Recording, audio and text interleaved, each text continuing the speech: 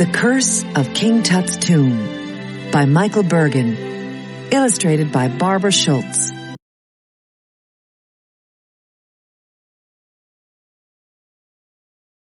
Chapter 1.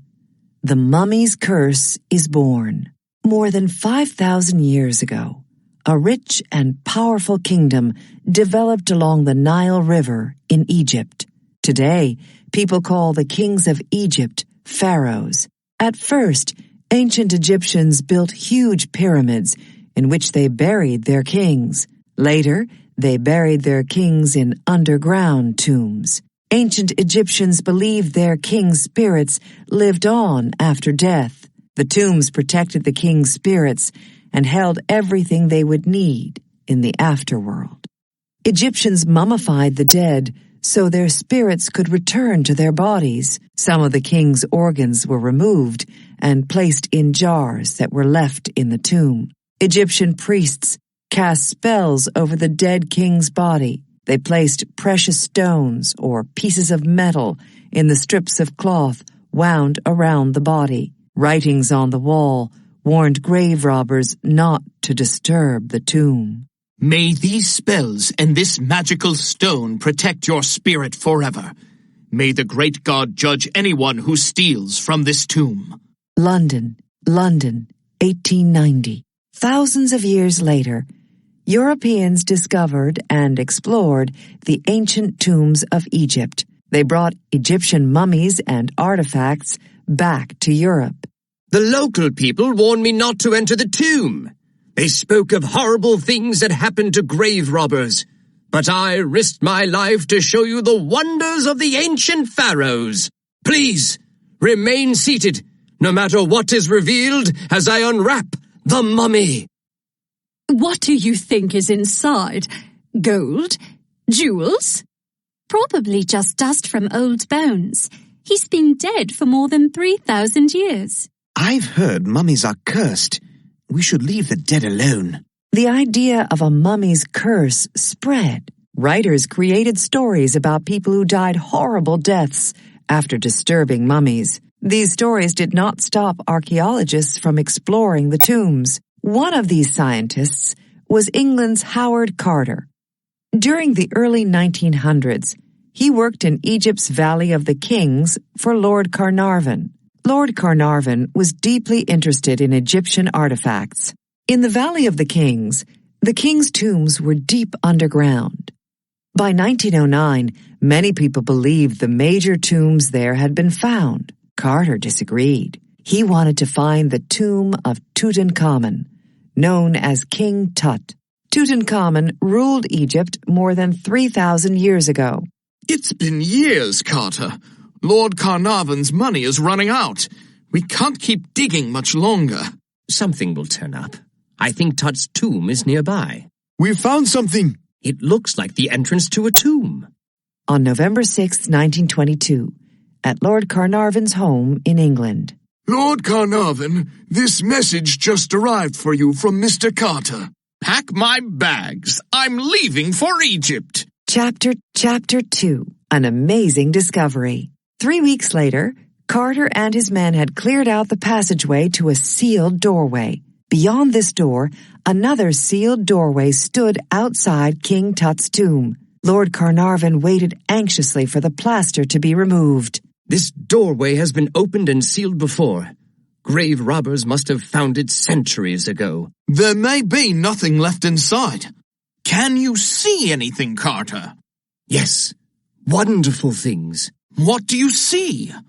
Strange animals, statues, and gold. Everywhere, the glint of gold. Carter and his crew began exploring the tomb and its treasures. They numbered each item they found. It would take Carter years to examine everything in the tomb's many rooms. What is it? It's a royal robe, covered with beads and tiny pieces of gold. And look at these couches. They're made of gold. And at the far end of one of the rooms, statues of Tut himself. They're like gods protecting his tomb. In February 1923, the workers broke through another sealed doorway in the tomb. This door led them into the burial chamber. Look at this beautiful work, Carter. There must be incredible treasures inside. Yes, and the mummy of King Tut. We are treading where no one has entered since the boy king was laid to rest nearly 3,300 years ago. The world followed daily newspaper stories of the excavation of Tut's tomb. Carter and Carnarvon became famous. Read all about it. More treasures found in Egypt. Around this time, a mosquito bit Lord Carnarvon's face. Soon after, while he was shaving... First, the mosquito bite, and now this? What a nasty mess this is going to be. The cut on Lord Carnarvon's mosquito bite led to blood poisoning. He recovered, but he soon became sick again. I'm afraid you have pneumonia. You need rest. Chapter 3. The Curse at Work. Marie Corelli, a famous New York author, heard about Carnarvon's poor health. It reminded her of something she had read in an old book about ancient Egypt. It says here there was an inscription outside Tut's tomb that read, "Death shall come on swift wings to him who touches the tomb of the pharaoh." Did the mosquito bite make Lord Carnarvon so sick? Or could it be a mummy's curse? Corelli wrote letters to newspapers in New York and London, explaining what she had read. The newspapers published stories about a curse on King Tut's tomb. It seems Lord Carnarvon has gotten himself into some trouble. Looks like he's the victim of a mummy's curse. I wonder if there will be more victims. Meanwhile, back in Cairo, Egypt... I'm afraid Lord Carnarvon is dead. Then suddenly... The lights have gone out. At the same time, at Lord Carnarvon's home in England... Susie, why are you barking? Susie, what? She's dead! News of Lord Carnarvon's death quickly reached England. A reporter asked Sir Arthur Conan Doyle about it. Doyle was the famous author of the Sherlock Holmes mysteries. He also was interested in magic and curses. What do you think about the idea of a curse on King Tut's tomb? I believe it is true. Lord Carnarvon could have been Tut's first victim. Who knows who will be next? Soon, people around the world were talking about the mummy's curse. The idea of a curse frightened some people who owned Egyptian artifacts. I don't want this thing in the house anymore. Let it rot in the ground. Over the next few years, other people somehow connected to Carnarvon, Carter, or King Tut's tomb, died.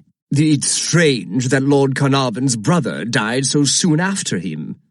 Archaeologist Hugh Evelyn White had been one of the first people to enter the tomb. He hung himself after writing a suicide note in his own blood. Millionaire George J. Gould died of pneumonia the day after he visited the tomb. Egyptologist Georges Benedit died after falling down the stairs of the tomb. The strange deaths continued.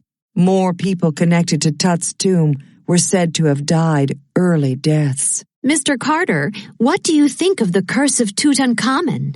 All sane people should dismiss such inventions with contempt. Despite talk of the curse, Carter and his crew continued their difficult work in the tomb. Carter's longtime friend, Arthur Callender, helped him every step of the way. Callender, this is the coffin of King Tutankhamun. Inside lies the body of the ancient pharaoh. It's more beautiful than I had imagined. Look at all that gold. Then, on November 11th, 1925, after carefully opening 3 golden coffins stacked inside each other, behold, the mummy of King Tut! Upon unwrapping the mummy, a wound was found on Tut's left cheek. The wound on Tut's cheek is in the same spot as Carnarvon's mosquito bite. Some people took this discovery as more evidence of a curse. Chapter 4. Curse or Myth? Carter and Callender both lived for more than a decade after opening Tut's coffin. You've made history, Carter. No one has ever found anything like Tut's tomb, and you even escaped that silly curse. I told you the talk of a curse was rubbish. We knew that tomb better than anyone. If there had been a written curse, we'd have seen it.